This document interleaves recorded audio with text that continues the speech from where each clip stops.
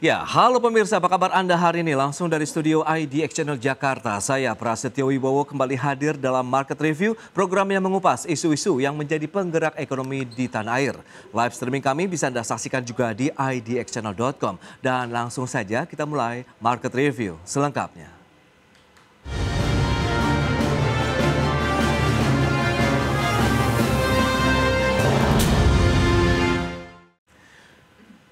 Neraca perdagangan Indonesia kembali mencetak surplus di bulan Mei 2025 sebesar 4,3 miliar dolar Amerika Serikat dan nilai surplus bulan Mei melonjak tinggi dibandingkan dengan April dan menjadikan surplus ke-61 bulan secara berturut-turut sejak Mei 2020 lalu. Pada Mei 2025, neraca perdagangan barang mencatat surplus sebesar 4,30 miliar US dollar. Neraca perdagangan Indonesia dengan demikian telah mencatat surplus selama 61 bulan berturut-turut sejak Mei 2020. Surplus pada Mei 2025 ini lebih ditopang oleh surplus pada komoditas non-migas yaitu sebesar 5,83 miliar US dollar. Badan Pusat Statistik mencatat neraca perdagangan Indonesia kembali mencetak surplus sebesar 4,3 miliar dolar Amerika pada bulan Mei 2025. Nilai surplus tersebut naik signifikan dibandingkan April 2025 yang sempat anjlok di posisi 0,16 miliar dolar Amerika Serikat. Nilai ekspor pada Mei 2025 mencapai 24,61 miliar dolar Amerika atau naik 9,68% dibandingkan Mei 2024. Sedangkan nilai impor pada Mei 2025 mencapai 20,31 miliar dolar, meningkat sebesar 4,14% dibandingkan Mei 2024. Dengan demikian, Indonesia mencatatkan surplus neraca perdagangan selama 61 bulan beruntun sejak Mei 2020 lalu. Sementara itu, negara penyumbang surplus neraca perdagangan terbesar selama bulan Januari hingga Mei 2025 adalah Amerika Serikat, India, dan Filipina. Jakarta, Tim Liputan IDX Channel.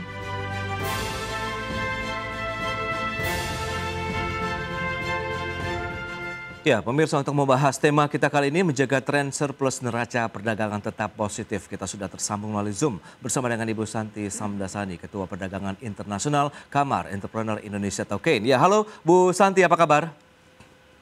Baik Pak, baik. Sehat. Sehat Bu, terima kasih atas waktu yang disempatkan. Kemudian ada Mas Yusuf Randy Manilet, peneliti ekonomi Core Indonesia. Halo Mas Yusuf, apa kabar?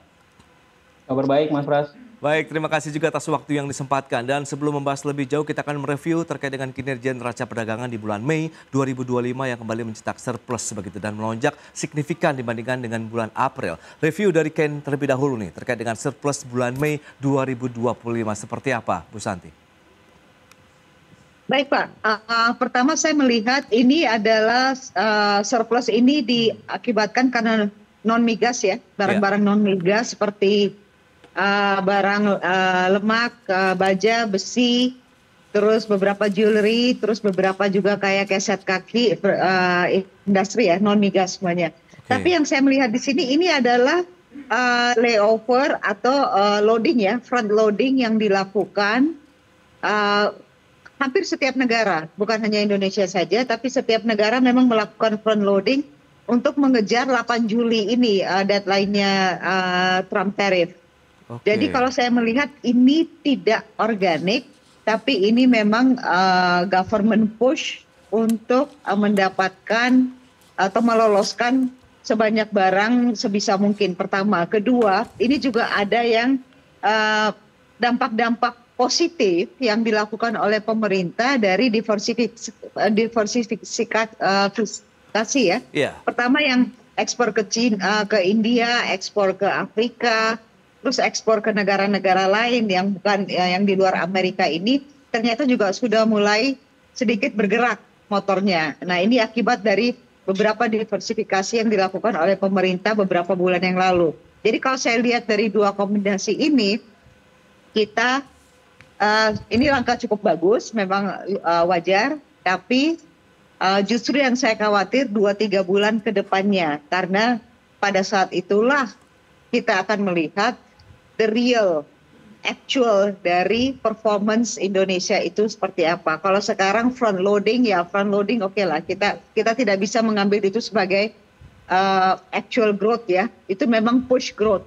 Begitu Pak. Baik, itu dia menarik ya terkait dengan analisis yang terjadi. Front loading begitu bagaimana meningkatkan kinerja ekspor karena memang ada kaitannya kebijakan Donald Trump, kemudian juga ada diversifikasi ekspor ke beberapa negara tujuan lain. Nah, Mas Yusuf, Anda melihat bagaimana dari sisi ekonomi melihat begitu? Apakah memang kondisi tadi lebih dipicu karena upaya-upaya yang sudah disampaikan oleh Bu Santi tadi, atau Anda melihat memang ini siklikal saja begitu? Iya, jadi kalau kita perhatikan terutama dari sisi impor ya, impor migas itu relatif turun pertumbuhannya. Dan kalau kita ikuti perkembangan untuk harga misalnya minyak pada bulan Mei memang mengalami penurunan jika dibandingkan dengan bulan sebelumnya. Jadi memang ada semacam faktor diuntungkan di sana karena harga minyaknya lebih rendah dan akhirnya ini juga berdampak terhadap penurunan nilai value dari impor minyak itu sendiri.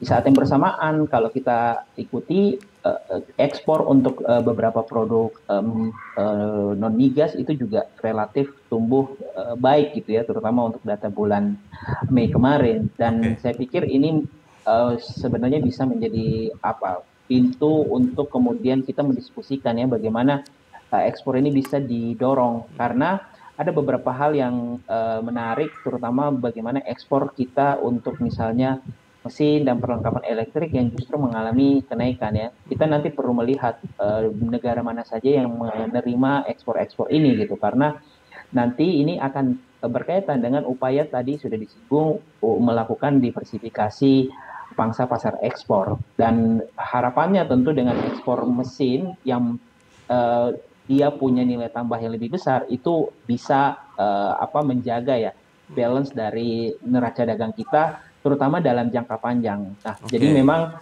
kita seharusnya fokus pada upaya-upaya untuk mendorong surplus yang lebih sustain ya, berkelanjutan. Nah, untuk sekarang memang kita lebih banyak terbantu dalam hal tadi ada faktor penurunan harga minyak di bulan Mei gitu ya. Kemudian juga nilai impor bahan baku itu juga relatif turun. Jadi memang ada faktor seasonal di sana yang membantu surplus terjadi di bulan Mei seperti itu.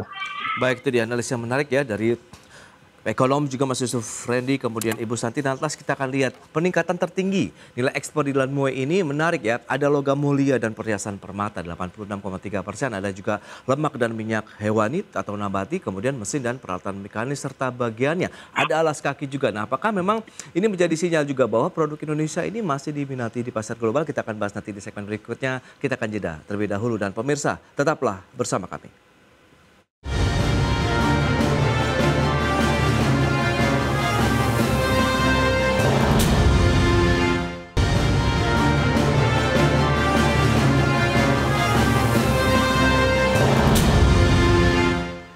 Ya, terima kasih Anda masih bergabung bersama kami, dan berikut ini kembali kami sampaikan data untuk Anda terkait dengan negara penyumbang surplus perdagangan terbesar periode Januari sampai dengan Mei 2025 ini mana saja. Ya, seperti yang bisa Anda saksikan ada Amerika Serikat sekitar 8,28 miliar dolar, kemudian India ada 5,32 miliar dolar Amerika, dan menyusul Filipina 3,7 miliar dolar Amerika Serikat. Baik, kita lanjutkan kembali perbincangan bersama dengan Mas Yusuf Rendy dan juga Ibu Santi Samdasani. Baik, nah Mas Yusuf, dengan beberapa informasi yang tadi sudah dibahas begitu, bahwa memang ada kekhawatiran dari Ibu Santi adalah 2 sampai dengan 3 bulan ke depan begitu. Sementara tadi negara-negara penyumbang surplus sendiri masih Amerika Serikat, India dan Filipina. Apa yang bisa kita cermati tadi dengan bagaimana tantangan untuk meningkatkan ekspor ini ataupun surplus neraca perdagangan masih bisa kita genjot lagi begitu ke depan? Iya, yang pasti kita perlu melihat ya bagaimana hasil dari negosiasi dagang Indonesia dengan Amerika Serikat. Karena kan tadi sudah disampaikan bahwa Indonesia mengalami surplus perdagangan dengan Amerika Serikat, dan saya kira dalam konteks pemerintahan Trump ini bukan sesuatu yang menarik bagi mereka gitu, sehingga mereka tentu akan terus mempush agar bagaimana supaya kondisinya itu berbalik. Dan dalam konteks tersebut kita sudah perlu melakukan atau memikirkan exit strateginya ya. Apakah kemudian nanti kita akan membiarkan neraca perdagangan kita, terutama dengan Amerika Serikat, mengalami defisit atau tidak. Kalau kita mengambil opsi tersebut, maka tentu harus ada kompensasi di perdagangan pada negara lain, yang artinya defisit yang terjadi dengan Amerika Serikat karena tadi proses dialog itu harus dikompensasi dengan kenaikan surplus yang lebih besar di negara lain. Nah, untuk itu saya kira selain dari negara-negara pangsa utama seperti India dan China, pemerintah juga bisa mulai kemudian mendorong ekspor yang lebih besar pada pangsa pasar alternatif ya. Misalnya kalau saya sebutkan salah satu negara yang cukup potensial itu adalah Pakistan gitu. Dia secara konteks neraca perdagangan itu relatif mirip dengan India gitu ya. Terus kita juga punya karakteristik yang sama sehingga itu bisa menjadi semacam peluang. Baik. Di saat yang bersamaan kita juga harus mulai mempersiapkan atau memitigasi dampak turunan dari pemberlakuan tarif baru gitu ya, termasuk di dalam misalnya kebijakan fiskal ataupun kebijakan moneter di dalam negeri, kombinasi keduanya agar nanti ekspor kita juga bisa tetap berdaya saing atau tidak kalah saing dengan ekspor dari negara-negara lain ketika tarif Trump itu sudah mulai berlaku untuk Indonesia dan juga banyak negara. Oke, Mas Yusuf. Nah, kalau Bu Santi sendiri melihat bagaimana dari sisi pelaku usaha begitu dengan upaya-upaya yang tadi sudah dilakukan, diversifikasi yang seperti Anda sampaikan begitu, apakah ini memang akhirnya menjadi solusi yang solutif juga untuk kinerja ekspor Indonesia begitu? Baik, jika saya melihat ya kalau dari segi diversifikasi memang harus dilakukan, itu tidak ada pilihan lain ya. Tapi justru yang kita antisipasi sebagai pebisnis, dan ini saya pakai kacamata seorang pedagang ya. Kita harus berantisipasi penurunan output untuk pesanan baru. Nah, ini surplus jangan membuat kita di atas angin ya, karena memang beberapa negara, bukan hanya Indonesia saja, tapi beberapa negara juga mengalami hal yang sama. Tapi kedepannya yang harus diperhatikan di sini adalah penurunan permintaan baru, permintaan domestik yang melemah ke depannya. Karena kalau sekarang kita melihat Pak, PHK masih terus berjalan. Dan orang sudah mulai mengadaptasi money tight policy. Jadi mereka tidak belanja seperti biasanya mereka belanja. Jadi ini juga ada dampak di sini sudah mulai kelihatan. Dan yang ketiga, kembali yang saya bilang pada tanggal 8 Juli ini atau negara-negara yang tidak atau belum melakukan negosiasi dengan Amerika di mana barang mereka itu sudah diproduksi dan harus dijual, maka akan ada yang namanya influx barang-barang murah.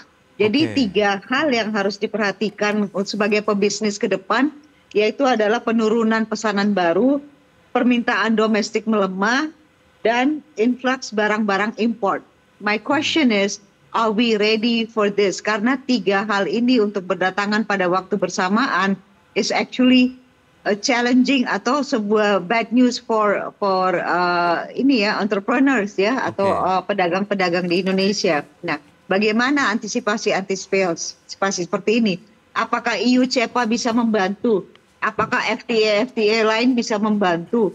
Apakah RCEP bisa membantu ini? Nah, ini pemerintah kita ini harus proaktif untuk melihat ke beberapa hal-hal instrumen-instrumen perdagangan yang dimiliki oleh Indonesia guna membantu pebisnis-pebisnis ini dari 3 ancaman yang kami melihat sudah mulai terasa ini getarannya dari sekarang ya Pak ya. Tapi kalau saya yang mengenai surplus ini saya tidak terlalu mengambil ini sesuatu indikasi yang luar biasa, tapi ini indikasi yang normal-normal saja, begitu Pak. Tapi pangsa pasar ekspor produk-produk Indonesia sendiri menurut Anda, Bu Santi, masih cukup diminati tidak sih? Mengingat ekspor tadi kan di bulan Mei itu ada logam mulia, perhiasan emas, kemudian lemak dan minyak hewan atau nabati, mesin dan peralatan mekanis serta bagiannya, alas kaki, begitu. Berarti kan sebenarnya masih cukup seksi begitu kalau kita cermati begitu. Ada pasarnya, Bu? Itu betul ada pasarnya, tapi justru saya melihat ini nanti kalau Amerika sudah mulai proteksionisme, which is sekarang sudah kelihatan bahwa Amerika mau mengarah ke sana, berarti kan permintaan akan hal-hal ini juga akan berkurang. gitu. Oke. Apakah kita bisa subset ini ke negara lain? Itu sebuah pertanyaan yang kita harus menanyakan diri kita sendiri, dan kita harus mendorong pemerintah untuk memiliki plan B.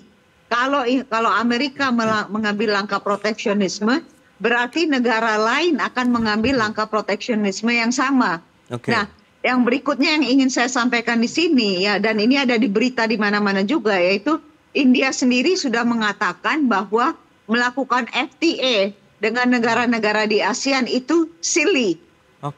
Atau useless gitu kan. Nah, ini memang sebuah indikasi bahwa apakah negara-negara ASEAN yang notabene Indonesia ini 40% dari ASEAN, apakah ini benar-benar useless? Atau ada agenda lain, agenda perdagangan lain di sini. Nah, ini kalau saya sebagai ekonom, saya membaca in between the lines. Ini fenomena apa yang sedang terjadi? Kalau yang di permukaan gampang kita bisa lihat, kayak ada front loading, ada surplus, Amerika akan melakukan proteksionisme, tapi negara lain akan melakukan hal yang sama. Berarti apa? Semua kan proteksionisme juga gitu kan? Dan setelah itu, kalaupun kita cari pasar lain, negara lain juga mencari pasar yang sama, gitu. Kalau Vietnam mau berdagang dengan Afrika atau dengan Rusia atau yang lain, Indonesia juga lagi berusaha. Jadi beberapa negara sedang berburu untuk hal yang sama. The question is, apakah kita punya competitive edge untuk memastikan itu, gitu Pak? Oke, itu dia menarik ya, bahwa memang saat ini semuanya memang sedang meningkatkan kompetisi begitu untuk mencari pangsa pasar dari produk-produk ekspor mereka begitu. Nanti kita lihat strategi yang seperti apa, kita akan bahas di segmen berikutnya, dan segmen ini juga menjadi akhir dari Bu Santi karena Ibu Santi ada kegiatan lain begitu ya. Bu Santi. Saya harus ada pesawat Pak, saya belum check-in, jadi maaf saya mohon izin. Baik, terima kasih saya Bu. lagi di bandara. Terima kasih Bu. Terima kasih banyak Pak. Baik pemirsa, jangan beranjak dari tempat Anda, kami masih akan kembali tentunya bersama dengan Mas Yusuf Randy Maliet di segmen berikutnya. Tetaplah bersama kami.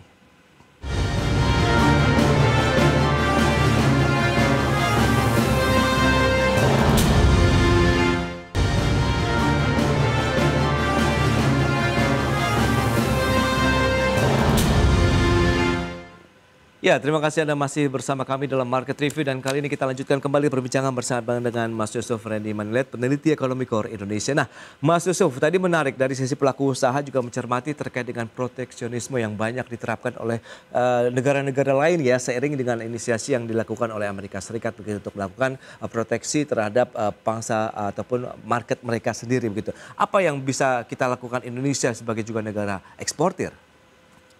Iya, kalau menurut kami sebenarnya kita justru harus, pemerintah terutama ya, mendorong agar tren proteksionisme itu tidak berlanjut gitu, karena ketika itu dilakukan saya kira tidak hanya satu atau dua negara yang akan dirugikan, tetapi juga banyak negara. Jadi negosiasi diplomasi itu menjadi diperlukan gitu ya, terutama antara Indonesia dengan negara-negara tujuan ekspor maupun Indonesia dengan global secara umum. Nah, selain itu saya kira pemerintah juga perlu melihat kembali ya FTA yang sudah disepakati, apakah kemudian itu bisa dijadikan sebagai jalan keluar untuk mendorong ekspor. Memang tidak mudah, tadi sudah disampaikan Bu Santi di segmen awal bahwa kita sedang bersaing dengan negara lain, maka kita perlu memastikan competitiveness kita itu sama setidaknya dengan negara-negara yang ikut terdampak dengan adanya tarif baru Trump misalnya. Jadi competitiveness itu bisa dalam bentuk misalnya kemampuan kita untuk memproduksi barang lebih bagus. Nah, kemampuan kita memproduksi barang lebih bagus itu ada hubungannya juga dengan kemampuan kita misalnya dalam melihat ataupun memastikan produk kita itu misalnya sudah sesuai standar negara tujuan ekspor atau belum gitu ya. Nah, hal-hal seperti itu yang perlu diperhatikan. Nah, selain itu saya kira kalau kita bicara tadi saling bersaing untuk kemudian mencari pasar, jangan lupa Indonesia itu juga menjadi tujuan pasar gitu ya. Misalnya kalau seandainya Indonesia, maksud saya China terkena dampak dengan perang tarif dengan Amerika Serikat, maka mereka kan harus mengekspor produk mereka ke negara-negara lain di luar Amerika Serikat, dan Indonesia menurut kami menjadi salah satu negara tujuannya. Nah, ketika kita bicara tadi konteks surplus neraca perdagangan, ketika barang-barang impor sudah mulai masuk banyak imbas dari tadi kebijakan tarif ataupun proteksionisme, itu bisa saja kemudian kondisinya berkebalikan gitu, yang tadinya surplus terus surplusnya mengecil dan bisa saja berbalik arah menjadi defisit. Makanya upaya untuk mendorong pengawasan ya barang-barang impor, baik yang sifatnya legal maupun ilegal, itu perlu diperhatikan ya oleh pemerintah. Kemudian menggunakan instrumen-instrumen yang intinya mengantisipasi lah produk-produk dumping dari negara-negara seperti China ataupun India gitu ya, yang menyasar pasar Indonesia agar sesuai dengan ketentuan yang sudah disepakati. Jadi selain kita memikirkan keluar, kita juga harus melindungi di dalam, seperti itu, agar kita bisa tetap menjaga ya momentum surplus kita dalam jangka yang lebih panjang. Itu dia. Kalau kita bicara surplus kan berarti memang harus meningkatkan ekspor juga begitu. Selain fokus kepada pasar dalam negeri. Lantas seberapa tinggi juga nih resiliensi dari kinerja ekspor Indonesia di tengah dinamika politik global begitu, ekonomi global begitu yang terjadi saat ini, Mas Yusuf? Ya, jadi sebenarnya ada beberapa produk yang kita punya kekuatan di situ. Seperti misalnya CPO ya. CPO itu dia kalau dibandingkan dengan produk yang sama, seperti misalnya minyak biji bunga matahari misalnya ya. Kalau kan di Eropa tidak pakai sawit tapi lebih ke sana gitu. Nah, kita itu lebih murah CPO itu. Makanya competitiveness kita itu di sana. Dan ketika kita lihat komparasi harganya itu relatif besar. Nah, kan secara logika konsumen itu biasanya akan mencari produk yang lebih murah gitu ya. Sehingga saya kira Amerika Serikat dan banyak negara juga akan berpikir dua kali kalau seandainya kemudian semacam melarang ekspor produk-produk CPO yang diekspor oleh Indonesia. Kemudian kalau kita lihat dari misalnya skala ini CPO ya, kalau kita perhatikan negara kita itu merupakan negara produsen terbesar gitu ya. Bahkan dibandingkan dengan Malaysia, kita relatif masih jauh lebih besar. Dan di sana juga sebenarnya letak kompetitivitas kita, seperti itu. Nah, di luar itu, saya kira proses hilirisasi sekarang yang tengah dilakukan pemerintah juga bisa jadikan pintu masuk ya untuk mendorong nilai tambah dari ekspor kita, seperti itu. Oke, di satu sisi kita tahu kan PMI Manufaktur Indonesia 3 bulan berturut-turut sudah masuk ke dalam level yang sudah tidak ekspansi lagi begitu. Anda apa yang bisa kita cermati? Apa kaitannya juga dengan adanya kinerja penurunan impor di bulan Mei begitu yang mencapai 20,31 miliar, turun 1,32% dibandingkan dengan April, tapi masih naik dibandingkan dengan Mei 2024 lalu sekitar 4,14% ini, Mas Yusuf. Ya, jadi indeks PMI yang berada pada level kontraktif itu tidak terlepas juga dari permintaan dalam negeri yang relatif rendah. Tadi sudah disinggung bahwa daya beli di dalam negeri belum seperti kondisi sebelumnya ya, masih relatif melambat, melemah, sehingga permintaan untuk produk-produk industri itu menjadi lebih rendah. Dan sebenarnya itu terbukti dari kalau kita perhatikan misalnya data untuk impor untuk bahan baku itu mengalami penurunan dibandingkan dengan kondisi sebelumnya, kondisi tahun lalu dan bulan lalu. Nah, itu yang perlu digarisbawahi dari indeks PMI yang mengalami penurunan. Dan makanya saya kira saya sepakat dengan apa yang tadi disampaikan oleh Bu Santi, bahwa mungkin kondisi surplus ini jangan terlalu semacam diglorifikasi gitu ya, karena ini bukan tidak mungkin semacam ada hal lain yang perlu dilihat secara lebih detail dalam kondisi surplus itu gitu. Bisa saja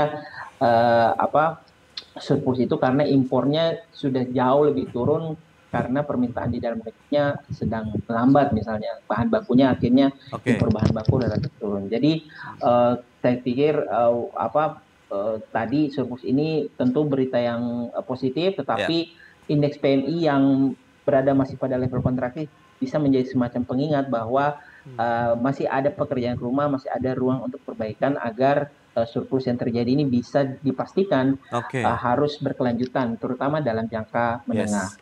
Itu dia bagaimana upaya pemerintah untuk menjaga tren surplus neraca perdagangan yang sudah berlangsung selama 61 bulan ini berturut-turut masih tetap positif begitu ke depannya. Baik, Mas Yusuf, sayang sekali waktu terbatas ini. Terima kasih banyak atas informasi, update dan juga analisis yang sudah Anda berikan kepada pemirsa pada hari ini. Selamat melanjutkan aktivitas Anda kembali. Salam sehat. Sampai berjumpa kembali, Mas Yusuf. Terima kasih. Terima kasih. Ya.